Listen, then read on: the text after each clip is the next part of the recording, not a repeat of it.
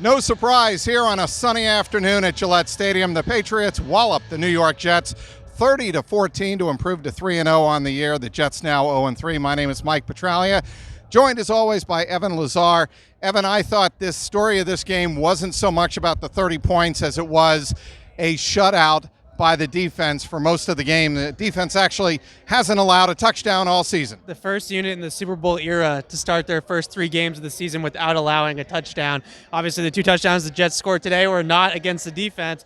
I think really where it starts with Jamie Collins has just been absolutely unbelievable since he has gotten back to the Patriots. I think that there's just something else that's clicking there for Collins, especially playing a little bit more on the edge. These quarterbacks can't complete a pass against the Patriots secondary. That's really been the story of the game.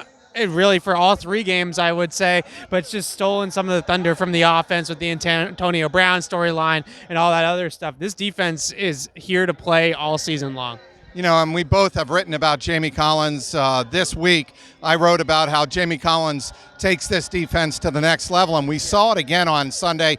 And he was playing to the very last Jets offensive possession in this game. He has got his motor on high gear right now. Yeah, and the thing that I think that's most impressive, I know the splash plays are kind of the ones that stick out to people, the sacks, the tackles for losses, but it's also assignment-based. He had a play here today where he set the edge, and he didn't come screaming up the field. He didn't lose contain. He just did his job. He let Le'Veon Bell come to him, and then he made the tackle. Those were things that early on in Jamie Collins' career, maybe he wasn't doing that. Maybe he was jumping inside, trying to make a splash play, losing contain on the edge. This time around, he seems to be a lot smarter about his approach. This FOXBORO post-game report brought to you by the great folks at betonline.ag.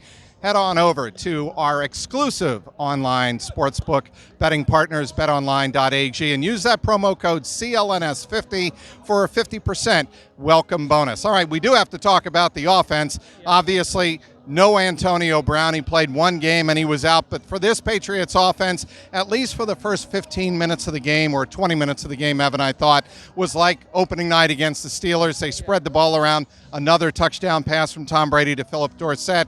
Touchdown pass to Julian Edelman, who was later injured, did not return with a chest injury. Right. I mean, if you're looking for holes in this Patriots team right now, I think offensively it's been a little bit touch and go outside of the 24 snaps that Antonio Brown played as a New England Patriot in terms of what they've been able to do in the running game. They really haven't been able to run the ball at all this season consistently.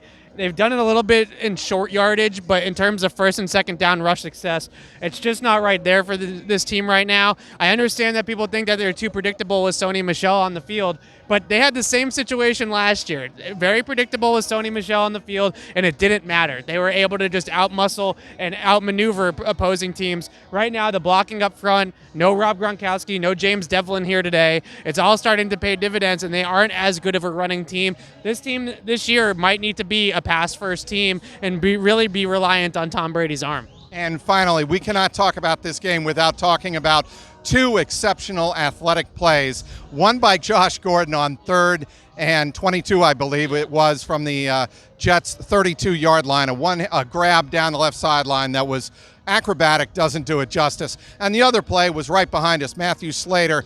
With the game already sealed, he dives into the end zone and throws the ball back to the 1 to get it pinned. Yeah, so the Jets were in zone defense on the Gordon play, so all eyes were in on Tom Brady, no eyes on Josh Gordon. They actually look at the replay. The Jets defenders have their backs to Josh Gordon. They don't even really know that he's behind him, and then he throws it up there because Gordon ran a little out and up. So I think the boundary defender on the outside thought that Gordon had cut his route off and didn't realize that he was sneaking behind him. Then he sees the ball coming, and he tries to retreat and get back in the passing lane, and Gordon just mossed him. Just goes right over the top and picks it off and puts the feet down right on the sideline right there. Pretty impressive. And obviously Slater, the punt team in general, Jake Bailey had a great game out here tonight. A couple of 50-plus yarders. He had a really good game, and Slater was the one that obviously capped it off there at the end. Well, on a day that the Patriots grounded the Jets, you can hear the Cars as a tribute to the late, great Rick Ocasek playing in the background.